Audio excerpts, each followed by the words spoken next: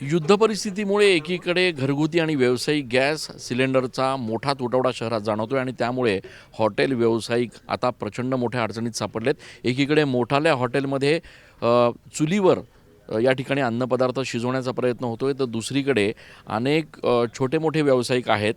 त्यांना या ठिकाणी अवघे 2 ते 3 दिवस पुरतील एवढाच साठा जो आहे तो त्यांच्याकडे शिल्लक आहे. पुढे नेमकं काय करायचं याबाबत संभ्रम आहे.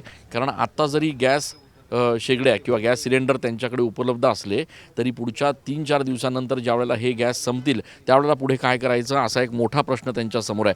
काका, नेमकी सध्या काय परिस्थिती आहे आणि एकूण गॅसची काय परिस्थिती आहे सध्या? काय परिस्थिती सध्या? आता 2-3 दिवस पुरेल एवढा गॅस आहे, पण नंतर काय करायचं हा मोठा प्रश्न आहे. आणि आमचं पूर्ण घर याच्यावरच चालतं, तर जर सोय नाही झाली तर मग आमचे हाल आहेत.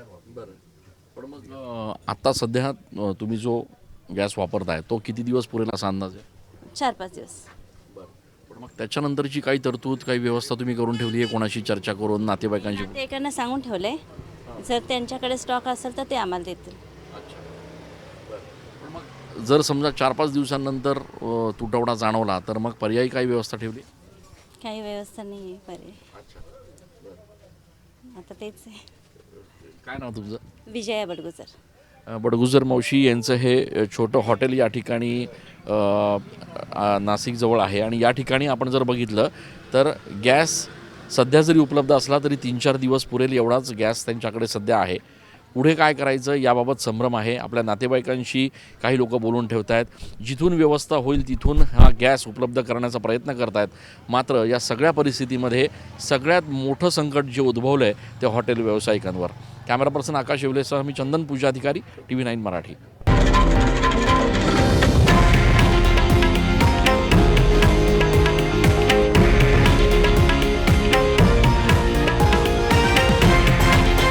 हे आहे देशातील नंबर 1 न्यूज नेटवर्क आणि आपण पाहत आहात TV9 मराठी, एकमेव.